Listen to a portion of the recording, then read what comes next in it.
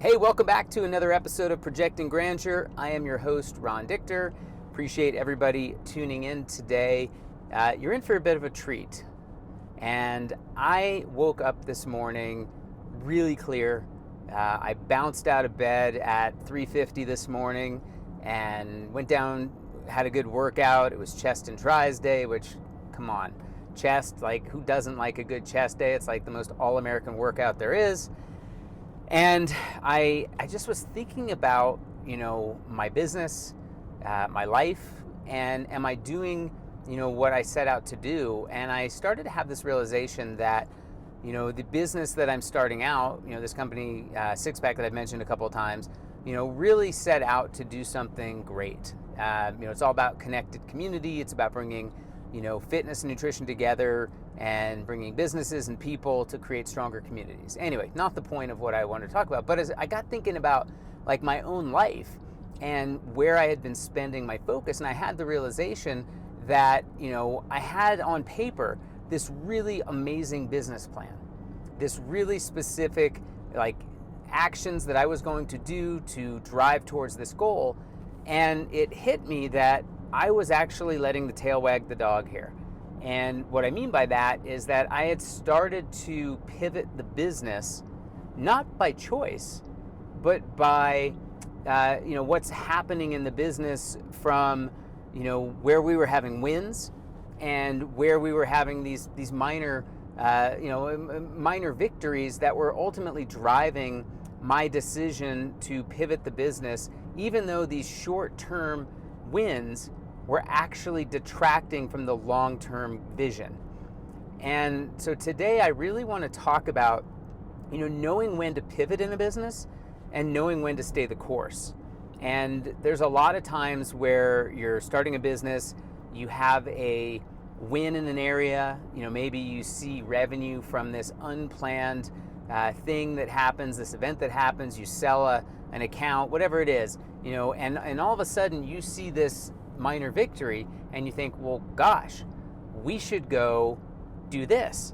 And you pivot the business, and maybe it's a subtle pivot, or maybe it's something more severe, but you pivot the business because you have this short-term win. And maybe at the time you don't know it's a short-term win, but I urge everyone who is starting a business that you have to be very cautious about chasing wins, but chasing the right wins. And this is kind of in the same vein of chasing squirrels or shiny objects, but at the same time, you actually had a win, you had success, you had something, it wasn't going to chase a shiny object, you actually made revenue from this thing. But, this thing may not have been anything more than a one-off or a anomaly, or maybe it's a totally new revenue stream that could be beneficial to the business, but it takes you away from the vision and long-term plan of your business. And so as you think about, all the things that you're trying to accomplish in your business, you really have to be cognizant of, are the things that I'm doing headed towards my goal? Now, obviously, if the business is failing and you're struggling, you've been staying the course and nothing's working, and you try this new thing and it works, that's different. But if your business is kind of going along, you're having some successes on the plan that you set out to do, and all of a sudden this opportunity that you had a win from course corrects and changes the business, like those are the things is what I'm talking about you need to be careful of.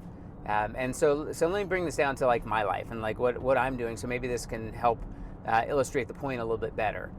So my company Six Pack, we sell to the fitness and health community, trainers, nutritionists, small gyms, things like that, with the goal of bringing them into our ecosystem, giving them software to run their business. And then also we have a whole consumer component that brings consumers in, and really the fun part is when you start bringing these things together, and trainers, nutritionists, nutrition stores, things like that have an opportunity to engage with new customers or new potential customers that they don't have today.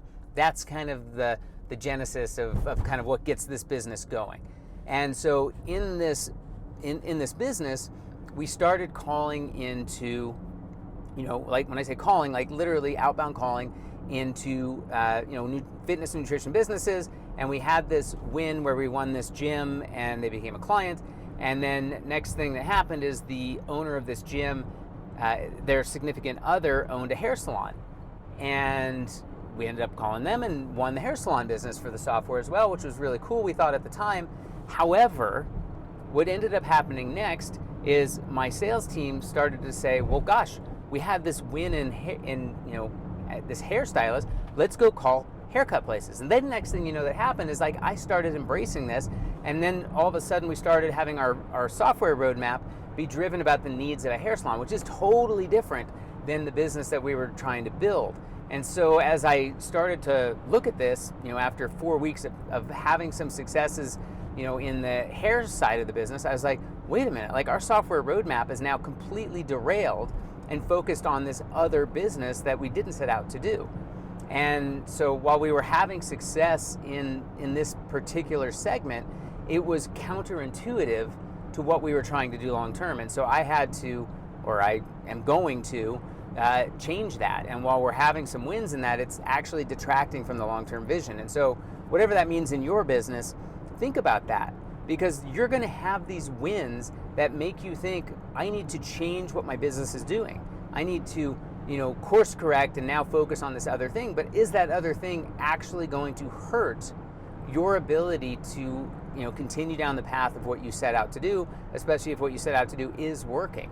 And in this scenario where we were going along just fine, signing gyms and trainers, and all of a sudden somebody had a significant other and we signed their hair salon business, which was great, it all of a sudden changed internally the thought process of my sales team and my software team to just have this natural tendency to chase that win, which again is not really helping with the long-term vision of the business. So anyway, I hope that story helps helps illustrate to you in your own business why it's important to really understand what your mission and goals are, so that you can stay focused on that long-term vision. So anyway, for today, my takeaway from all of this is really just know what your business does, know who your customer is, know why your business is doing what it's doing, what your vision is, and as you start having wins, make sure that you chase the wins that are staying on track with what your vision is. There will be a time to pivot and change, but as long as the business is going along the way you intend, or at least directionally the way you intend, don't let one small win derail your long-term vision. So hope you find this helpful. Appreciate everybody that has been tuning in. Thank you for all the comments, likes, even a couple of the negative ones. Listen, I got thick skin, you're not going to hurt my feelings. So feel free to leave those as well. And more important, share. Sharing is caring. Let's get the word out. I'm doing this just because I care, and I'm doing this because I want to make my experience benefit anybody out there. So thanks for tuning in. Have a great day.